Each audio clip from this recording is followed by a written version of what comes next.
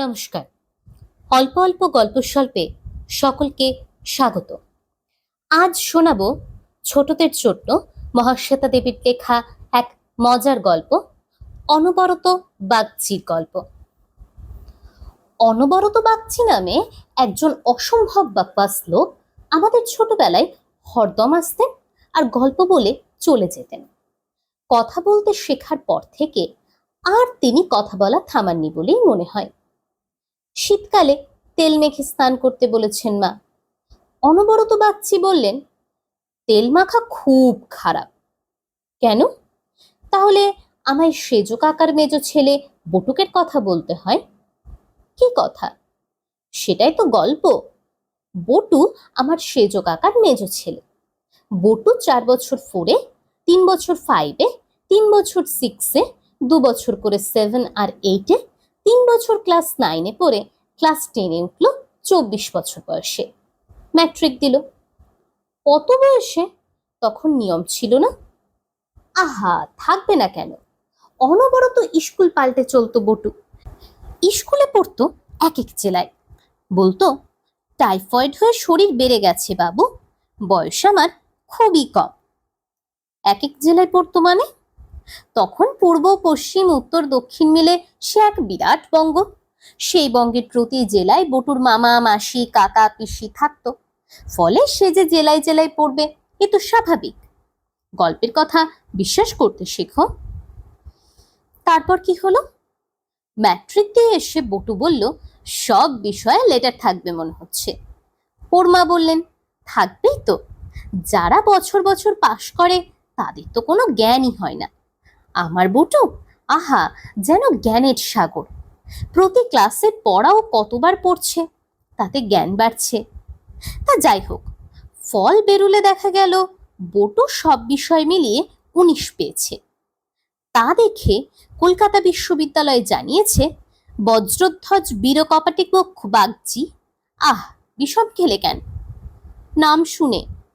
নামের কথা বলো না, কাকার ছেলে মেয়েদের নাম ওরম গাল ভরা।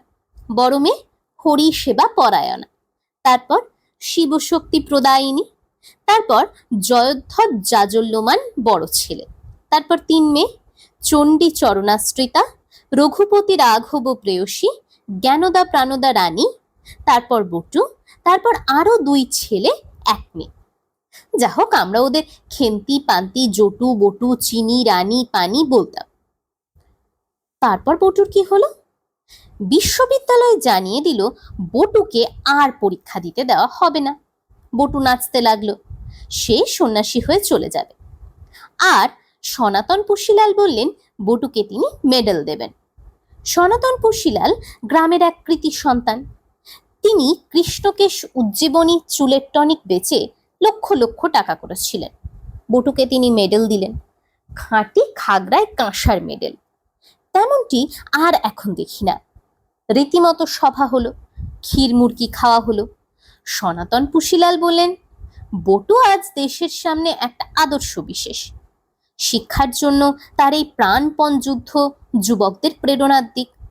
বটু আমাদের চকসুজাপুর গ্রামের নাম উজ্জ্বল করেছে। কাকা খেন্তির শ্বশুরবাড়ি গিয়েছিলেন। তিনি ফিরে এসে এসব কথা শুনে খেপে গেলেন। খেপে গেলেন? হ্যাঁ, সনাতন বাবুকে বললেন, এসবের মানে কি? এ বাঁদর পুষে আমার কি হবে? সনাতন বাবু বললেন, বাঁদর কাকে বলছেন? ও আমার কেষ্টকেশা টনিক কোম্পানিতে কাজ করবে, মাসে 10 টাকা মাইনে পাবে। তাই? 10 টাকা? ওরে বাবা, সে সময়ে 10 টাকায় 10 মণ চাল মিলত। যা হোক, বটুকে তিনি টনিক বেচতে হরিদ্বারে পাঠালেন। তখন তো এত প্রচার ছিল না। আমাদের মাঝি ঝন্টুলালকে দিয়ে গোয়ালন্দে নৌকায় চাপিয়ে দেওয়া হলো। নৌকা উজান বেয়ে পদ্মা থেকে গঙ্গা পৌঁছে উল্টো মুখ বেয়ে বটুকে হরিদ্বার পৌঁছে দিল। তা কি হয়? নিশ্চয়ই, নইলে হলো কি করে? যা হোক, বটু সেখানে গিয়ে গঙ্গার ঘাটে বসে গেল টনিক নিয়ে। তারপরেই সর্বনাশ হলো। বটুর পরনে ছিল গেরুয়া। ঘোরাঘুরির কাজে সেইটাই সুবিধে, ময়লা চোখে পড়ে না। গেরুয়া দেখে সবাই ওকে সাধু ঠাওরালো। আর শিউরাম পাঁড়ে বলল সাধুজিকে একবার তার গ্রামে যেতে হবে, সাধুজি তার ঘরে কিছুদিন থাকলে তার ভালো হবে। বটু তো খুব খুশি, গ্রামে যেতে তার যা খাতির হলো সে আর বলার কথা নয়। বটু তার টনিকের ঝোলা একটা ডোবায় ফেলে দিয়ে রীতিমতো খুঁটি গেড়ে বসল। সর্বনাশটা কি হলো, সে ডোবাতে গ্রামের নেড়ি কুকুররা গরম লাগলে নেমে গা ডোবাতো। বটু তা জানে না, সে বেশ খেয়ে দিয়ে টাকা পয়সা প্রণামী নিয়ে ফিরে এসেছে, শেষ অবধি আবার দেশে ফিরেছে। এমন সময়ে খবরের কাগজে বেরোলো সেই সর্বনেশে খবর। কি খবর? রামপুরা গ্রামে নাকি অদ্ভুত জাতের কুকুর পাওয়া গেছে, তাদের গায়ের লোম 10 হাত লম্বা। সবাই সে কুকুর দেখতে রামপুরা দৌড়চ্ছে। শেষে জেলার সাহেব কমিশনার হিগিনবোথাম সে কুকুরের নাম দিয়েছেন হিগিনরাম স্পেশাল। এই কুকুর সে সাহেব মোটা টাকায় অন্য সাহেবদের বেচে চলেছে। সর্বনাশ কেন বললেন? বলবো না, বটুর জন্য সব হলো আর সে 1 পয়সাও পেল না, কথাটা সে ভাঙতেও পারল না, তাতে সনাতন পুশিলাল খেপে যেতেন। ফিরে এসে নাক কান মুলে বটু চাষবাসে মন দিল, তাতে তার খুব নাম ডাক হলো। বড় বড় চাল কুমড়ো ফলিয়ে বটু কৃষি প্রদর্শনীতে ফি বছর প্রথম হয়। গল্প হয়ে গেল? হয়ে গেল। গল্পের গোড়ায় তেল মাখা খারাপ বললেন যে, তার মানে কি? ওরে বাবা, যার নাম তেল তার নাম টনিক। সে কুকুরগুলো তো টনিক মেশানো জলে চান করেই অত বড় লোম গজিয়েছিল। সে কুকুর এখন পাওয়া যায়? যায় না আবার। হিগিনবোথামকে লিখে দেয় একটা বাচ্চা 2500 টাকায় দেবে। যাক, আজ এই পর্যন্ত। পরদিন আমার মেজ মামির ডাকাত ধরার গল্প বলবো। এতক্ষণ আপনারা শুনছিলেন মহাশ্বেতা দেবীর অনবরত বাগচির গল্প। যদি গল্প ভালো লেগে থাকে তাহলে লাইক, কমেন্ট এবং সাবস্ক্রাইব করবেন।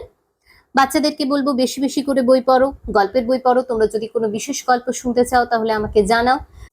বড়দের কাছেও সেই একই অনুরোধ রইল, বাচ্চাদেরকে বেশি বেশি করে বই পড়তে উৎসাহিত করুন। বইয়ের থেকে ভালো বন্ধু আমাদের জীবনে কিন্তু আর কিছু নেই। খুব তাড়াতাড়ি ছোট বড় সকলের সঙ্গে আড্ডা মারতে চলে আসবো নতুন একটা গল্প নিয়ে। ততদিন পর্যন্ত সকলে ভালো থাকবেন, থাকবে। ধন্যবাদ, নমস্কার।